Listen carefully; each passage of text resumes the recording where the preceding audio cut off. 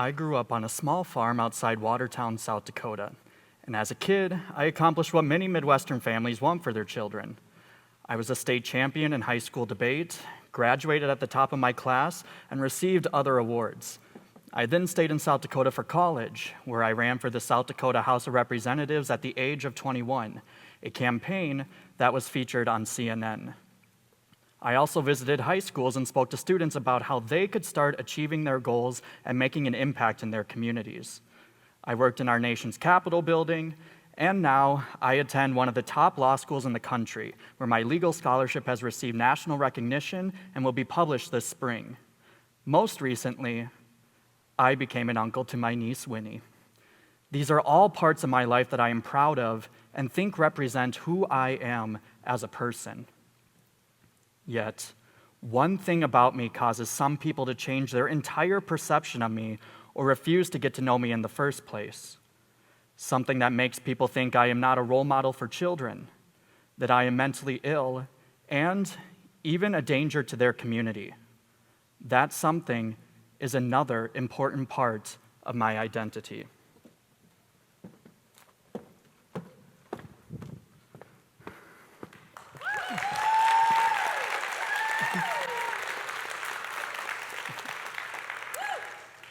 So I'm a drag queen. Outside of drag, my name is Brett Ries, and in drag, my name is Veni Vidi Vici, after the Latin phrase Veni Vidi Vici, meaning I came, I saw, I conquered.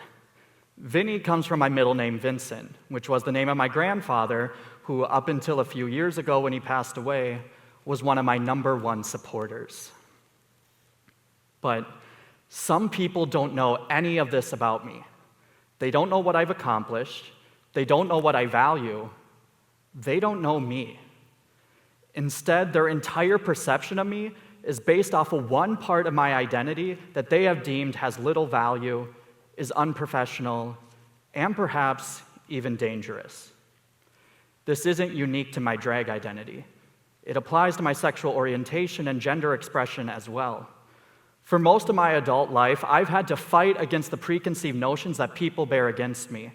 I've had to balance living life as my full self while also acknowledging the social and professional realities that we live in. No matter how much I accomplish, and no matter how good of a friend, family member, or person I am, some people are going to look at one part of my identity and make their own assumptions.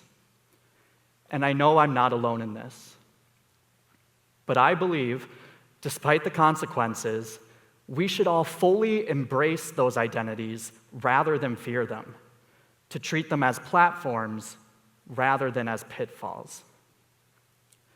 So first, let me share a little bit more about myself. I love performing. I've been a theater kid since about the 4th grade. I enjoy sharing stories with audiences and making them feel something impactful, whether that be sorrow, anger, joy, take your pick. I've been openly LGBTQ+ since 2016 after the Pulse nightclub shooting, and I started doing drag while I was in law school, though it's something I've wanted to do since middle school. Drag is many different things to many different people, but to me, it's an opportunity to entertain, to express, and to educate. It's a way for me to climb out of the boxes that society has tried to stuff me into. Outside of drag, I express my gender identity in many different ways. I have long hair, sometimes paint my nails, and dress masculine and feminine depending on the day.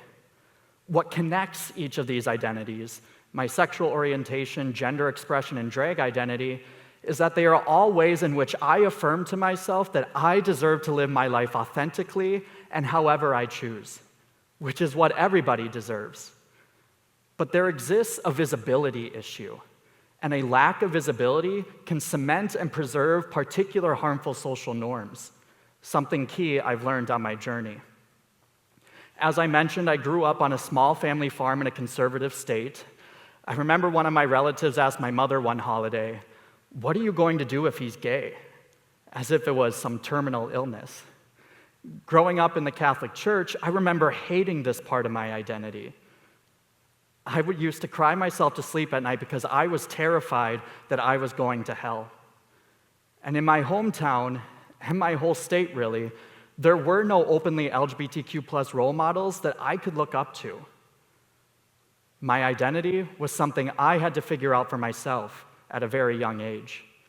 And for so long, too long, I thought it was a part of me that I had to hide.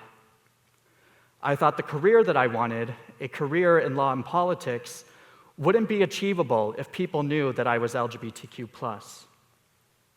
Thankfully, I was able to find the inner strength and courage to embrace those parts of my identity rather than fear them, to treat them as platforms rather than pitfalls.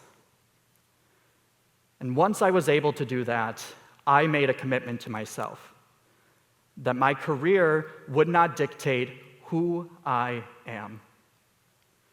And I made that commitment for two main reasons. First, because I believe I deserve to live my life as my full self. And second, to create visibility for my identities and for those who share my identities.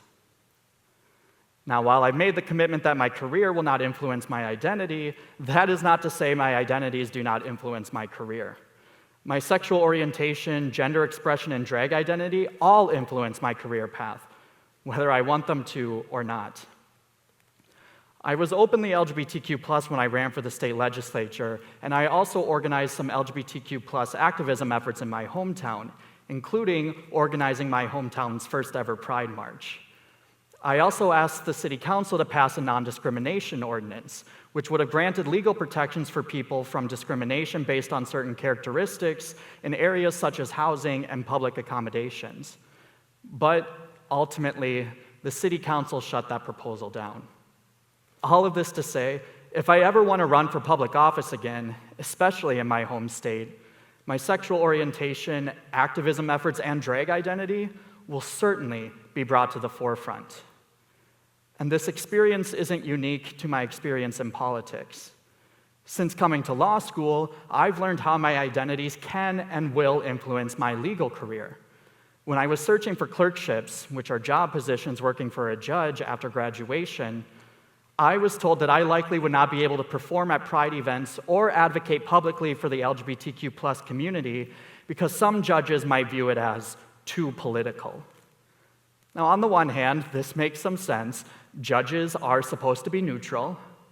But on the other hand, if I want the job, I have to agree not to advocate for myself and not perform. And why are my identities too political and not neutral? Because they haven't been the norm in that space. Up until 3 years ago, I could still legally be fired for being LGBTQ+. 3 years ago. So it creates this catch-22. If I want the job, I have to agree not to advocate for myself and not do the things that I love because they are not normal or neutral. But at the same time, I can't normalize my identities in those spaces because I'm being asked to leave them at the door. And hiding these parts of my identity isn't as simple as hiding the fact that I'm a Tampa Bay Buccaneers fan. And after Tom Brady's retirement, trust me, I will have to go back to hiding that.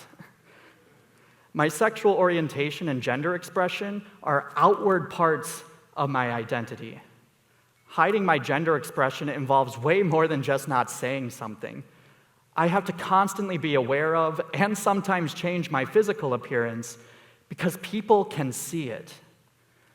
In one of my law classes, one of the readings instructed that if you are a male who has long hair, you should consider cutting it before appearing in front of a judge or a jury.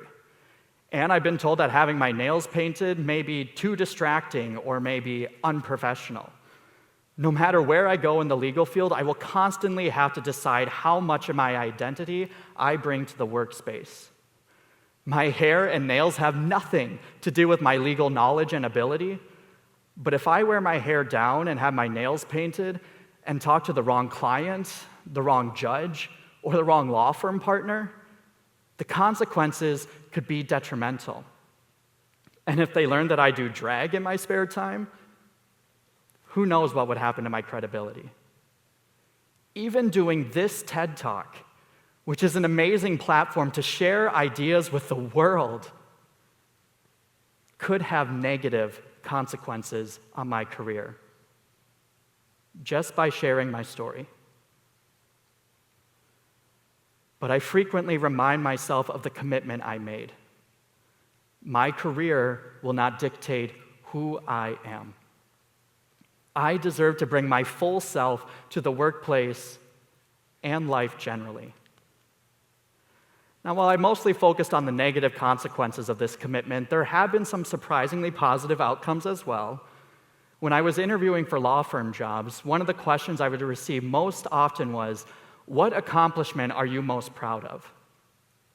The first time I got that question, I paused and reflected for a bit. Do I mention my campaign, DC, getting into law school? Instead, I responded that the accomplishment that I am most proud of is the moment that I decided to gift myself love and acceptance. Because I truly believe that otherwise, if not for that self-love and acceptance, I would not have accomplished the things that I have today. I certainly wouldn't have been as confident. Deciding to accept who I am and to live my life accordingly has turned into one of my greatest weapons and assets. Because had I decided to stay in the closet, or had I decided not to do drag, or had I decided to conform my appearance to what society expected of me, I would have been constantly living in a state of fear and suppression. And nobody, no kid especially, should have to live like that. I may not have ran for state legislature for fear of being outed. And I may not express myself the way that I do today for fear of being deemed unemployable or for the fear of what others might say or think. But sometimes, when you live out of fear, you miss the special opportunity to change norms and simply to be yourself. Plus, the results may pleasantly surprise you. When I ran for office as an openly LGBTQ+ individual, I sent a message to LGBTQ+ youth that they do not have to hide that perfectly legitimate, beautiful part of themselves. And when I organized my hometown's first Pride March and fought for legal protections, I created a platform for our community to show their support. And we made enough noise to get recognized by HBO's We Are Here. So now every young LGBTQ+ person in South Dakota can watch that episode and know that there is a community ready and excited to support them. Something I sadly never heard growing up. My research in undergrad and law school have focused on issues that directly impact my identities and my communities. This TED Talk is about those same identities. Put simply, I have taken the identities that I used to hide and hate and turned them into platforms for change. And I believe I have been more successful and happier for doing so. But as I said, I am cognizant of the realities that we live in. As much as I would love to show up to court in drag, we are nowhere near that future yet. And there are parts of my identity that give me privilege over others. Inevitably, this will have to be a balancing act where you decide what is best for you. Experiences are not universal, but a few principles are that I hope you can still personalize. Above all else, you deserve to live your lives authentically. The world and your career will take plenty from you. Your time, your energy. Don't let them take your identity too. Plenty of people can do your job, but only you can be you. I hope my story can serve as a beacon of hope that you can achieve your goals without sacrificing your identities. And by being visible, we can normalize our identities and fight against the false notions and misconceptions that people have about our identities. We need representation on this circle red carpet just as much as the long red carpet.